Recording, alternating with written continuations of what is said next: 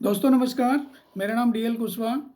आज मैं आपको बताने जा रहा हूँ नेटवर्क मार्केटिंग की हिस्ट्री। नेटवर्क मार्केटिंग की हिस्ट्री क्या है और क्यों लोग इसके बारे में नेगेटिव बोलते हैं।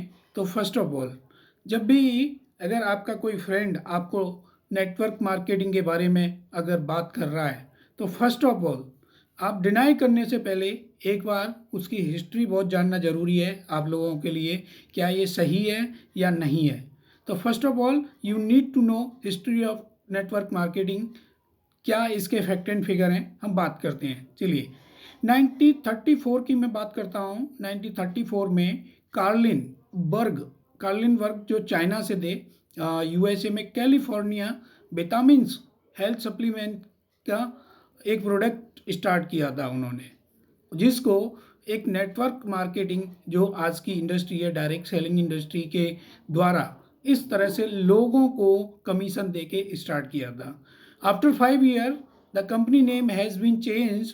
The company name was Nutrilite. Nutrilite इस कंपनी का नाम था। लोग इसको लाइक्स करने लगे थे, लेकिन इसकी सेल्स वर्ड ऑफ माउथ थी। वर्ड ऑफ माउथ जैसा मानते हैं नेटवर्क मार्केटिंग में कभी भी ये एडवर्टीजमेंट नहीं किया जाता है, ये सारा वर्ड ऑफ माउथ ही होता है। तो जब न्यूट्रीलाइट 5 साल रिलीज हो गया था, यानी मार्केट में आ गया था, तो लोग वर्ड ऑफ माउथ एक दूसरे से चर्चाएं करने लगे थे और उनको कमीशन मिलने लगा था। तो इन्होंने सोचा क्यों नहीं अपनी एग्जिस्टिंग कस्टमर को ही कुछ कमीशन देके उनसे इसकी सेल्स की जाए। तो इस तरह से लोगों को वो प्रोडक्ट कमीशन देके लोगों से ही वितरित कराया गया और वो आगे बढ़ाया गया। जो ज़्यादा वितरित करता था उसको ज़्यादा कमीशन मिलता था। तो इस तरह से ये network marketing direct selling industry का उदय हुआ था। ये इतना बहुत बढ़िया सिस्टम लगा था कि लोग इसमें अर्निंग भी कर रहे थे, अर्निंग के साथ साथ में एक बेहतरीन प्रोडक्ट का रिजल्ट भी ले रहे थे। तो कस्टमर के लिए एक ये उस टाइम पे बहुत ही वरदान साबित हुआ था। इस तरह से स्टार्ट हुई थी एमएलएम। फिर 1949 में न्यूट्रीलाइट को दो लोगों ने ज्वाइन किया था, जिसका नाम है जेनवेन एंडले और रिचार्ड डेवोस। इन्होंने 10 साल तक काम किया था, 10 साल तक, जब तक कि कंपनी ने अपनी पॉलिसी चेंज नहीं की थी। फिर 1959 में इन्होंने एमबे की स्थापना की थी 1959 में।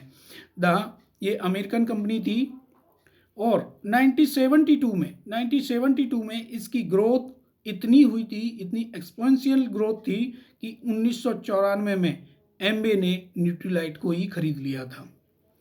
इनिशियल 1990s में ये इंडिया में आया था। 1990 में इंडिया में एमएलएम आई थी, बट इंडिया में जो प्रोडक्ट आया था वो सक्सेस नहीं हुआ था, क्योंकि प्रोडक्ट जो था वो कार वॉशिंग का था, कार वॉशिंग करने के लिए। बट इंडियन लोगों की मेंटलिटी जानते हैं कि लोगों ने अपनी भैंसों को, अपने जानवरों को नहलाना उससे शुरू कर दिया और उसके इतने इफेक्टिव रिजल्ट नहीं आए, तो वो ज़्यादा दिन तक टिक नहीं पाया और चल नहीं पाया। फिर इस तरह से धीरे धीरे लोगों ने दिमाग लगाया और चिट फंड और पिरामिड जैसी स्कीम कंपनियों का उदय हुआ।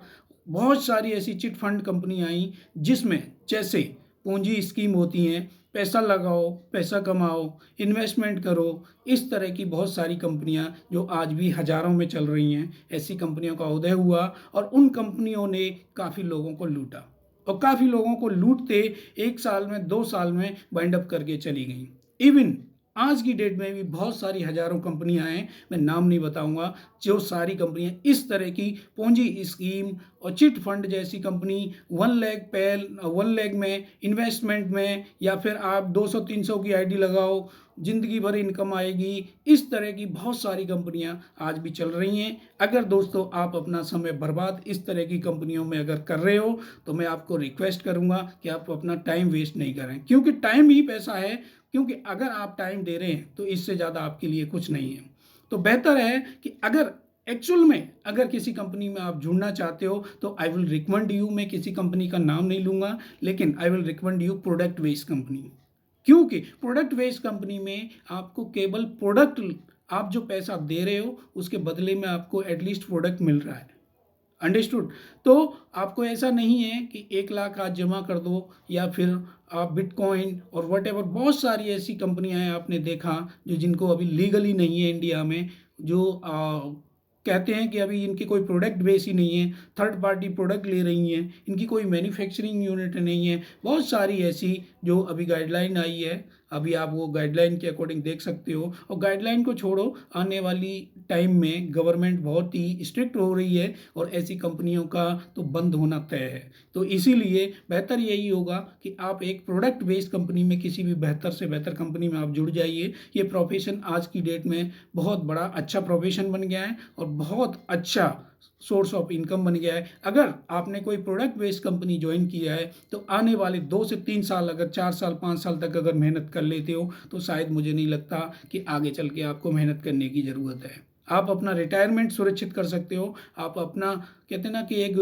पेंशन बना सकते हो, यहाँ से एक पैसिव इनकम क्रिएट कर सकते हो। ये बहुत ही अच्छा ऑप्शन है। So thank you so much guys, thank you.